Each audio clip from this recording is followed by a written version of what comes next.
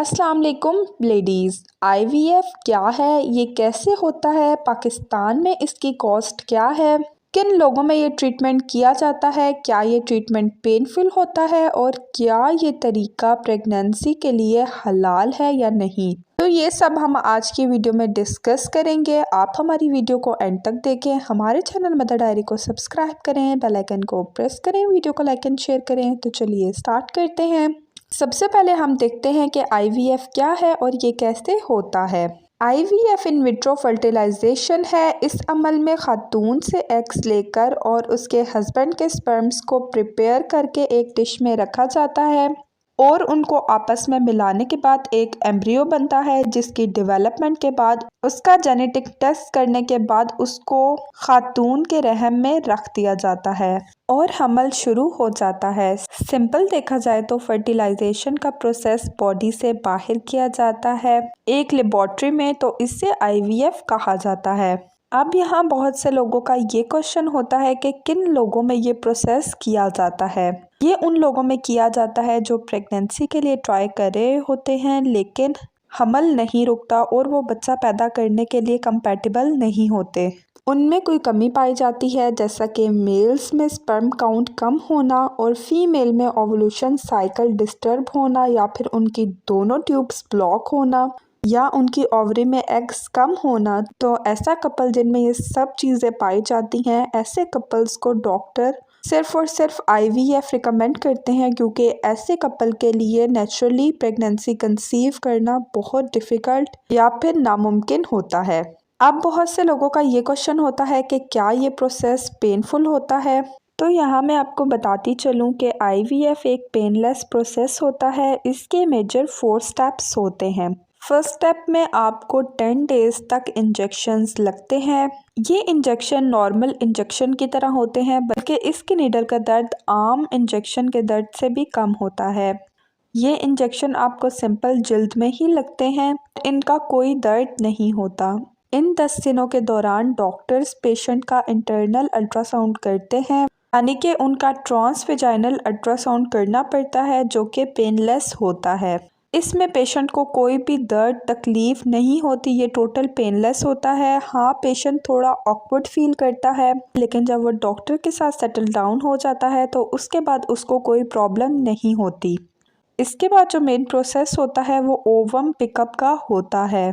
आज से 10 साल पहले इसके लिए सर्जरी करनी पड़ती थी, खातून का पेट काटना पड़ता था, उसके अंदर से ओवम को पिक किया जाता था। लेकिन आजकल साइंस ने इतनी तरक्की कर ली है, इसके लिए सिर्फ ट्रांसवेजाइनल प्रॉप जिसके साथ एक बारीक सुई होती है, उसकी मदद से ओवम पिकअप का प्रोसेस होता है और ये प्रोसेस भी टोटली पेनलेस होता है। इसमें भी खातून को कोई दर्द नहीं होता। हाँ, इसके बाद पेशेंट को हल्की फुल्की स्पॉटिंग होती है, जो कि मेडिसिन्स की हेल्प से 1-2 दिन के अंदर ठीक हो जाती है। अब जिस टाइम पे ओवम पिकअप होता है उसी टाइम पे हस्बैंड का स्पर्म्स भी लिया जाता है और ये दोनों सैंपल्स लेने के बाद लैब के अंदर एग और स्पर्म्स को मिलाने का काम स्टार्ट हो जाता है। जब ये प्रोसेस कंप्लीट हो जाता है, एक एम्ब्रियो तैयार हो जाता है, तो इसके बाद नेक्स्ट प्रोसेस एम्ब्रियो ट्रांसफ़र का होता है, जिसमें खातून के रहम में एम्ब्रियो को ट्रांसफ़र किया जाता है। ये थोड़ा क्रिटिकल प्रोसेस होता है। इस दौरान मरीज़ बिल्कुल जाग रहा होता है, उसको बेहोश नहीं किया होता और डॉक्टर एक स्पैचुला की हेल्प से बच्चादानी के मुंह को सामने लाते हैं और एक नाली की मदद से बहुत ही आराम से एम्ब्रियो को बच्चादानी के अंदर छोड़ देते हैं। अब इस दौरान कोई इतना ख़ास दर्द नहीं होता। ये टोटली पेनलेस प्रोसेस होता है। एम्ब्रियो ट्रांसफ़र के बाद पेशेंट को घर भेज दिया जाता है और उन्हें नॉर्मल रूटीन को ही फॉलो करने का कहा जाता है। इसके बाद पेशेंट को ब्लड टेस्ट के लिए 2 वीक्स के बाद बुलाया जाता है और पेशेंट की प्रेगनेंसी कंफर्म की जाती है। और अगर पेशेंट की प्रेगनेंसी कंफर्म हो जाए तो इस टाइम पे उन्हें डिफरेंट मेडिसिन्स दी जाती हैं और उन्हें नॉर्मल रूटीन का कह के घर भेज दिया जाता है। तो ये पूरा आईवीएफ साइकिल का प्रोसेस होता है और ये टोटली पेनलेस होता है। इसमें कोई भी सर्जरी कट वगैरह कुछ भी नहीं लगता। अब बहुत से लोगों का ये क्वेश्चन होता है कि आईवीएफ की पाकिस्तान में क्या कॉस्ट है। यहाँ पे मैं आपको बताती चलूँ कि आईवीएफ की 2 टाइप्स होती हैं, एक फ्रेश एम्ब्रियो ट्रांसफ़र और एक freeze embryo transfer. Fresh embryo transfer में डॉक्टर्स आपको सिंपल इंजेक्शंस लगाते हैं, एम्ब्रियो पिकअप करते हैं, फर्टिलाइजेशन के बाद वॉर्म में एम्ब्रियो को प्लेस कर देते हैं। तो ये सिंपल फ्रेश एम्ब्रियो ट्रांसफ़र है। इसकी कॉस्ट थोड़ी हल्की होती है, थोड़ी सस्ती होती है, क्योंकि इसमें उन्हें सिर्फ 1 या 2 एम्ब्रियो चाहिए होते हैं। इससे ज़्यादा एम्ब्रियो या ओवम के सैंपल्स वो नहीं लेते और इसमें मेडिसिन्स भी कम यूज़ होती हैं और मोस्टली डॉक्टर हर जगह पे इसको 2 to 3 लाख में ऑफ़र करते हैं। अब आईवीएफ का प्रोसेस चेंज हो गया है। अब डॉक्टर्स क्या करते हैं कि मैक्सिमम नंबर ऑफ एम्ब्रियो बनाते हैं। 1-2 तो वो पेशेंट के अंदर इंसर्ट कर देते